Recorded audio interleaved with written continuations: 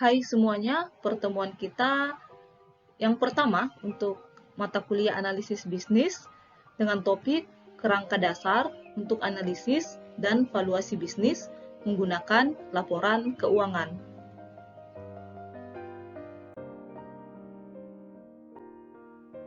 Bab ini akan mengurai tentang yang pertama, laporan keuangan menyediakan seluruh data aktivitas ekonomi pada perusahaan negara, sehingga investor dan pemegang saham mengandalkan laporan keuangan untuk menilai rencana dan kinerja perusahaan. Yang kedua, abad industrial ini telah didominasi oleh dua ideologi yang berbeda dalam dunia bisnis investasi, yaitu kapitalis dan perencanaan pusat. Nah, model untuk pasar kapitalis itu bergantung pada mekanisme pasar untuk mengukur aktivitas perekonomian. Sedangkan model perencanaan ekonomi terpusat itu menggunakan perencanaan terpusat dan kekuatan pemerintah untuk mengumpulkan tabungan nasional dan mengarahkan investasi dalam perusahaan. Tetapi kegagalan dari model ini membuktikan kenyataan bahwa sebagian besar pelaku ekonomi telah meninggalkan model yang kedua, yaitu perencanaan terpusat dan beralih pada pasar modal. Nah, yang ketiga mengenai pasar modal atau capital market, memainkan peran penting dalam menghubungkan sumber daya keuangan dari penabung ke perusahaan yang membutuhkan modal. Jadi analisis laporan keuangan merupakan aktivitas yang berharga pada saat manajer memiliki informasi yang lengkap mengenai strategi perusahaan. Nah, yang berikutnya, yang keempat, yaitu dengan cara menganalisis data laporan keuangan, sehingga dapat memperoleh informasi mengenai kinerja perusahaan terkini dan prospeknya di masa mendatang. Saat ini kita akan membahas peran pelaporan keuangan di pasar modal. Jadi kita fokus pada menyimpan dan ide bisnis. Jadi di sini bagaimana caranya mempertemukan antara orang yang memiliki modal, penyimpan, penabung, investor ini kepada ide bisnis untuk didanai. Jadi kan ide bisnis atau perusahaan itu membutuhkan modal ya untuk didanai, sehingga pasti harusnya bagaimana caranya menarik investor. Tetapi untuk mempertemukan dua hal ini bukanlah sesuatu yang mudah ya. Hal ini rumit ya. Meskipun kedua belah pihak penabung maupun pengusaha ingin melakukan bisnis satu sama lain, namun mempertemukan kesempatan investasi itu bukanlah hal yang mudah. Setidaknya ya ada tiga hal yang memberikan alasan bahwa mempertemukan ini sesuatu yang rumit. Yang pertama adalah pengusaha biasanya memiliki informasi yang lebih baik dibandingkan dengan penabung mengenai nilai kesempatan investasi. Jadi informasi itu hanya dimiliki oleh pengusaha, sedangkan penabung atau investor ini yang memiliki modal ini sulit untuk atau tidak mendapatkan informasi yang banyak ya tentang ide bisnis tersebut. Yang kedua adalah komunikasi yang dilakukan pengusaha dengan investor tidak sepenuhnya dapat dipercaya. Karena investor tahu bahwa pengusaha mempunyai insentif untuk melambungkan nilai idenya. Jadi artinya bisa saja pengusaha ya atau yang memiliki ide bisnis ini ya pasti memberikan hal-hal yang positif tentang bisnisnya ya, atau mungkin melebih-lebihkan ide bisnisnya sehingga membuat orang atau investor atau penabung itu tertarik untuk menyimpan modal atau menanamkan modal pada ide bisnis tersebut, padahal mungkin kenyataannya tidak seperti itu. Jadi ini yang membuat investor atau si penyimpan ini susah untuk percaya. Yang ketiga adalah pada umumnya para penabung tidak mau dengan kerumitan masalah keuangan untuk menganalisis dan membedakan berbagai kesempatan bisnis yang ada. Artinya investor ya mungkin banyak ide bisnis yang datang kepada investor untuk dimodali, untuk diberikan dana. Tetapi ya itu tadi investor ini atau penyimpan atau penabung ini yang memiliki modal mungkin susah untuk menganalisis bagusnya perusahaan yang mana untuk didanai seperti itu. Nah, karena sulitnya untuk menganalisis atau mungkin memberikan kepercayaan untuk berinvestasi pada ide bisnis, maka muncullah yang disebut sebagai pihak perantara. Nah, di sini ada perantara keuangan dan ada perantara informasi. Jadi saya akan menjelaskan bagaimana sih peran perantara keuangan dan peran perantara informasi ini. Kita berfokus pada perantara keuangan ya. Yang pertama itu adalah perantara keuangan seperti perusahaan modal ventura, bank investasi, pengumpul dana investasi, dana pensiun, dan perusahaan asuransi yang berfokus pada pengumpulan dana dari investor individual dan menganalisis berbagai alternatif investasi yang berbeda untuk mengambil keputusan investasi. Jadi ada pihak-pihak yang membantu untuk menganalisis ya, sehingga si pemilik modal ini mau dapat melihat ini bisnis yang baik ya untuk didanai. Yang berikutnya adalah perantara informasi. Jadi di sini yang berikutnya adalah perantara informasi. Nah, perantara informasi ini seperti auditor, analis keuangan, agen pemberi peringkat utang, dan media keuangan yang berfokus pada penyedia informasi bagi investor dan perantara keuangan yang mewakilinya mengenai kualitas berbagai kesempatan investasi yang ada. Jadi ini juga sama-sama membantu ya. Jadi sama-sama membantu bagaimana caranya berinvestasi pada sebuah ide bisnis. Ya, jadi bagaimana untuk mendanai ide bisnis itu ada perantara keuangan. Nah, untuk ide bisnis ini harus memberikan informasi yang baik ya. Makanya tadi itu ada auditor, analis keuangan yang memang menganalisis ide bisnis, mengaudit ide bisnis tersebut sehingga pemilik modal juga tertarik ya berdasarkan hasil informasi tersebut. Nah, selanjutnya ada yang dikenal sebagai problem Lemon's problem. Di sini dapat dijelaskan sebagai berikut ya. Dalam dunia bisnis, sebagian ide bisnis adalah ide yang bagus, sementara sebagian lainnya ada ide jelek.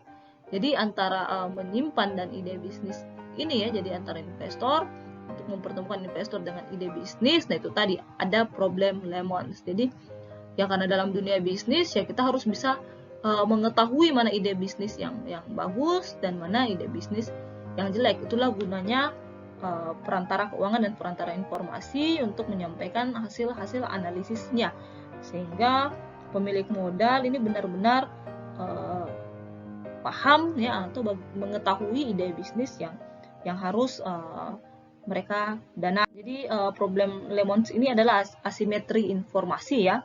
Jadi problem lemon ini kalau di pasar modal itu kayak saham gorengan. Jadi ada saham-saham yang kelihatannya bagus tapi mungkin tidak ya. Saham gorengan ini adalah saham-saham yang orang sebutnya, kenapa orang sebutnya saham gorengan? Karena merasa harganya itu seperti beli gorengan gitu.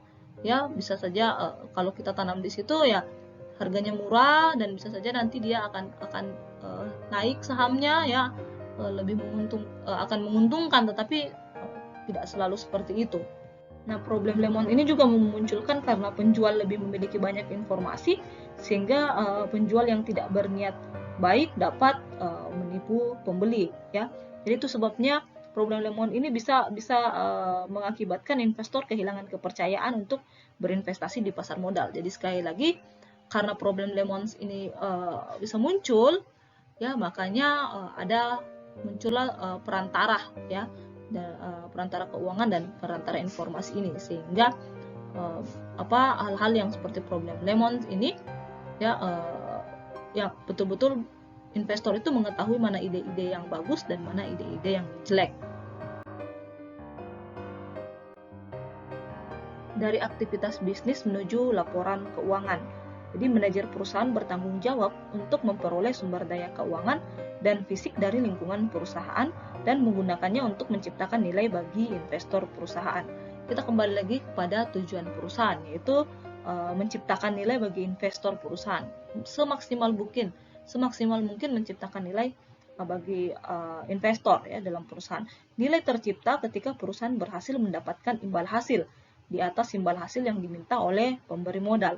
Seperti yang kita ketahui, imbal hasil itu ada imbal hasil yang dipersyaratkan dan imbal hasil yang aktual. Jadi sebenarnya si pemberi modal ini menginginkan ya imbal hasil di atas dari imbal hasil yang dipersyaratkan. Jadi imbal hasil aktualnya di atas dari imbal hasil yang dipersyaratkan. Nah, manajer memformulasikan strategi bisnis untuk mencapai tujuan dan mengimplementasikannya pada aktivitas bisnis. Jadi kita masuk kepada penjelasan dari bagan atau gambar yang ada di bawah di slide ini. Ya, jadi ada lingkungan bisnis, ya, ada strategi bisnis, aktivitas bisnis, terus sistem akuntansi, lingkungan akuntansi, strategi akuntansi, sampai kepada laporan keuangan. Itu sebabnya ini diberi judul dari aktivitas bisnis menuju laporan keuangan. Jadi aktivitas bisnis perusahaan itu dipengaruhi oleh lingkungan ekonomi dan strategi bisnis baru. Jadi aktivitas bisnis ini, ya, aktivitas operasi, investasi, pendanaan, itu dipengaruhi oleh lingkungan bisnis. Lingkungan pasar, ya, pasar tenaga kerja, pasar modal, pasar produk, ya, ini disebut sebagai inputnya, dan outputnya adalah peraturan, ya, peraturan bisnis. Ya, jadi ini diatur, ya, dari pasar-pasar ini diatur dalam peraturan bisnis. Nah, setelah dipengaruhi oleh lingkungan bisnis, dipengaruhi juga yang namanya strategi bisnis, ya. Jadi dipengaruhi oleh strategi bisnis. Jadi di mana strategi bisnis ini menentukan posisi perusahaan untuk mencapai keunggulan kompetitif. Ya, jadi untuk unggul, ya, harus ada strategi-strategi bisnis yang dilakukan. Nah, inilah dua hal yang mempengaruhi jalannya aktivitas bisnis. Nah, kemudian dari lingkungan bisnis ini, ya, lingkungan bisnis muncul lingkungan akuntansi. Ya, jadi ada struktur pasar modal, kontrak dan tata kelola, konvensi dan aturan akuntansi, akuntansi keuangan dan pajak, audit pihak ketiga, sistem hukum untuk perselisihan akuntansi. Nah, selain sistem akuntansi ini juga dipengaruhi oleh strategi akuntansi. Jadi dipengaruhi oleh strategi akuntansi itu adalah pilihan-pilihan kebijakan, estimasi, format, dan pengungkapan tambahan. Jadi itu yang mempengaruhi. Nah, dari lingkungan akuntansi dan strategi akuntansi ini melahirkan yang namanya sistem akuntansi, diatur dalam sistem akuntansi. Nah, di mana untuk mengukur dan melaporkan konsekuensi ekonomi aktivitas bisnis perusahaan. Nah, dari sistem akuntansi ini, ya, sebenarnya perusahaan meringkas konsekuensi ekonomi dari aktivitas bisnis perusahaan. Aktivitas bisnis beberapa aktivitas perusahaan terlalu banyak untuk dilaporkan secara individual pada pihak luar perusahaan. Jadi kalau kita mau melaporkan semua ini, ya, lingkungan bisnis, aktivitas bisnis, strategi bisnis, lingkungan akuntansi, strategi akuntansi, itu terlalu banyak untuk dilaporkan pada pihak di luar perusahaan, ya, pihak luar perusahaan. Nah, beberapa aktivitas yang dilakukan perusahaan bersifat pribadi sehingga mengungkapkannya dapat mengancam posisi kompetitif perusahaan. Sehingga dari sistem akuntansi ini, ya, perusahaan memberi mekanisme guna memilih, mengukur dan mengagregasi aktivitas bisnis perusahaan ke dalam laporan keuangan. Jadi untuk meringkas semua sistem-sistem semua lingkungan dan strategi-strategi ini atau meringkas aktivitas bisnis, itu dipilih sistem akuntansi, dan sistem akuntansi inilah yang akan nantinya dibentuk dalam sebuah laporan yang disebut sebagai laporan keuangan. Jadi dalam laporan keuangan ini kita sudah bisa mengetahui aktivitas bisnis dari perusahaan. Jadi ini menjadi patokan, ya, untuk mengukur bagaimana sebenarnya kinerja dari sebuah perusahaan. Itu kita lihat, atau kita ingin tahu informasi tentang perusahaan itu bisa dilihat dari laporan keuangannya, karena ini semua merangkum dari semua lingkungan dan strategi-strategi atau aktivitas-aktivitas yang dijalankan oleh perusahaan. Pengaruh sistem akuntansi terhadap kualitas informasi. Fitur yang pertama adalah akuntansi akrual. Akuntansi akrual membedakan antara pencatatan biaya dan manfaat yang berhubungan dengan aktivitas ekonomi dengan pembayaran dan penerimaan kas. Akuntansi akrual adalah metode akuntansi di mana penerimaan dan pengeluaran diakui atau dicatat ketika transaksi terjadi, bukan ketika uang kas untuk transaksi tersebut diterima atau dibayarkan. Fitur kedua, konvensi dan standar akuntansi.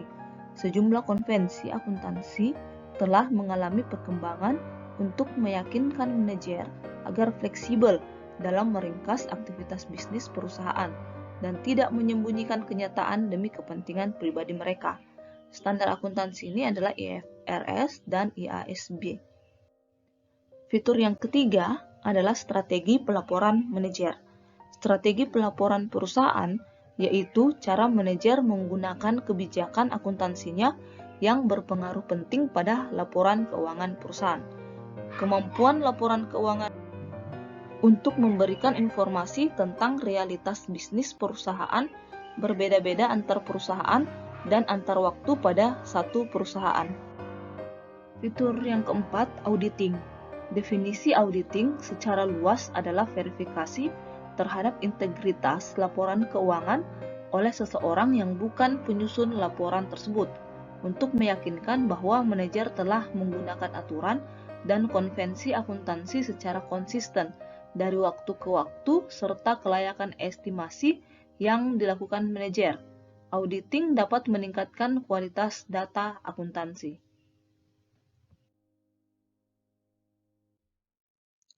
Dari laporan keuangan ke analisis bisnis. Analisis menggunakan laporan keuangan. Jadi ini adalah gambaran yang merupakan skema yang menggambarkan bagaimana perantara bisnis menggunakan data laporan keuangan untuk melakukan 4 tahapan alat analisis. Jadi ini adalah data yang diambil, laporan keuangan, data publik, dan konteks aplikasi bisnis. Nah, setelah itu kita menggunakan laporan ini untuk melakukan 4 tahapan analisis. Jadi ini adalah alat analisisnya adalah analisis strategi bisnis, analisis akuntansi, analisis keuangan, analisis prospektif. Jadi di dalam laporan keuangan itu ada informasi superior manajer pada aktivitas bisnis, terus memberitahu dari kesalahan estimasi dan distorsi dari pilihan akuntansi manajer, serta data publik lainnya yaitu data industri dan perusahaan, terus di luar dari data laporan keuangan, dan konteks aplikasi bisnisnya itu ada analisis kredit, analisis sekuritas, analisis merger dan akuisisi, analisis utang atau dividen, analisis strategi komunikasi perusahaan, dan analisis bisnis umum. Nah, kita akan masukkan dari laporan keuangan ini ke analisis bisnisnya. Yang pertama adalah analisis strategi bisnis. Nah, ini adalah ekspektasi capaian kinerja melalui analisis industri dan analisis strategi kompetitif. Jadi tujuan analisis strategi bisnis adalah untuk mengidentifikasi pemicu laba dan resiko bisnis serta untuk menentukan potensi laba perusahaan pada level kualitatif. Nah, di sini analisis strategi bisnis meliputi analisis industri perusahaan dan strateginya untuk menciptakan keunggulan bersaing yang berkelanjutan. Oke, kita masuk kepada dari analisis strategi bisnis ini turun ke analisis akuntansinya. Nah, ini mengevaluasi kualitas akuntansi dengan memperkirakan kebijakan akuntansi dan estimasi. Nah, tujuan dari analisis akuntansi ini adalah untuk mengevaluasi sejauh mana akuntansi yang diaplikasikan perusahaan dapat menggambarkan realitas bisnis yang sesungguhnya. Yang berikutnya adalah analisis keuangan. Ini mengevaluasi kinerja menggunakan analisis rasio dan arus kas. Jadi tujuan analisis keuangan ini adalah menggunakan data keuangan untuk mengevaluasi kinerja terkini dan masa lalu perusahaan dan menentukan keberlanjutannya. Nah, analisis rasio berfokus pada evaluasi kinerja pasar produk perusahaan dan kebijakan keuangan. Sementara analisis arus kasnya itu fokus pada likuiditas perusahaan dan fleksibilitas keuangan. Yang berikutnya adalah analisis prospektif, membuat peramalan dan bisnis nilai. Jadi analisis prospektif ini fokus pada peramalan di masa depan perusahaan, merupakan tahap terakhir dalam analisis bisnis. Nah, kedua alat ini yaitu peramalan dan penilaian ini memungkinkan bagi sintesis pengetahuan yang berasal dari analisis bisnis, analisis akuntansi, dan analisis keuangan dalam rangka membuat prediksi tentang masa depan perubahan. Jadi analisis prospektif ini membutuhkan analisis keuangan, analisis akuntansi, dan analisis strategi bisnis untuk membuat peramalan dan penilaian.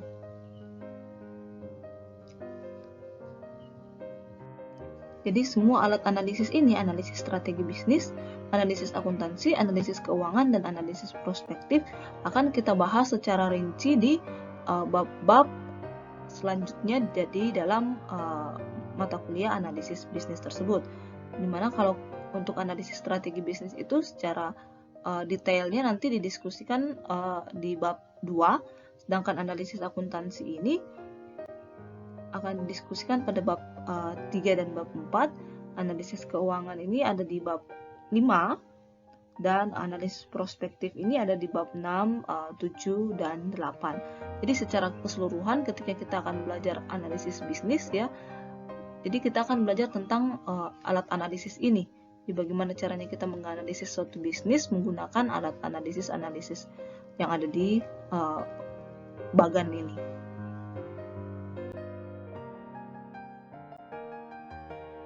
Perusahaan negara versus swasta. Yang pertama adalah semua perusahaan harus menyiapkan setidaknya laporan keuangan untuk dirinya sendiri, sementara untuk perusahaan induk yang menaungi beberapa perusahaan harus menyiapkan laporan keuangan konsolidasian. Jadi di sini semua perusahaan itu punya laporan keuangannya, lalu akan dikonsolidasikan bersama perusahaan induknya. Yang kedua adalah undang-undang Uni Eropa juga meminta laporan keuangan perusahaan swasta diaudit oleh auditor eksternal, meski ada negara anggota yang meminta agar perusahaan kecil dibebaskan dari kewajiban ini. Yang ketiga adalah cara yang ditempuh oleh Uni Eropa agar laporan keuangan perusahaan swasta tersedia untuk umum adalah dengan mengisi register yang dikelola oleh agen seperti Dewan Perdagangan atau Bank Nasional. Yang keempat adalah meski laporan keuangan perusahaan swasta menjadi subjek standar akuntansi, namun kemanfaatannya lebih sedikit dibandingkan laporan keuangan perusahaan negara. Yang kelima adalah masalah informasi dan intensif. Pada perusahaan swasta lebih kecil dibandingkan dengan perusahaan negara. Perusahaan swasta seringkali menghasilkan satu set laporan keuangan sesuai dengan peraturan pajak dan akuntansi. Yang keenam adalah ketika laporan keuangan perusahaan swasta lebih sesuai dengan aturan pajak, maka akan menjadi kurang bermanfaat untuk menentukan kinerja perusahaan yang sesungguhnya. Jadi ini kira-kira gambaran antara perusahaan negara dan versus perusahaan swasta. Sekian pertemuan kita untuk materi kali ini. Nanti akan kita lanjutkan di materi-materi berikutnya. Terima kasih.